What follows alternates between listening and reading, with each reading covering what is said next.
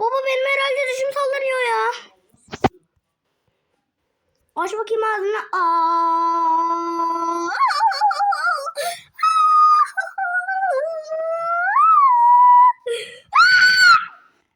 Merhaba Tatu Tita Koci. Baba hadi ya. Şşş. Çocuklar hepiniz iyi misiniz? Evet. Berkay. Sen şurada biraz sallanıyorsun gibi. Abi ben biraz artıda sallanıyorum. Sen çocuğun cisini alıyorsun. Ben çok iyi bir ortam. Oha bazuka.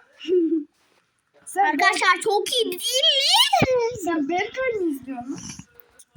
Berkay ve Berkaylı yarrak.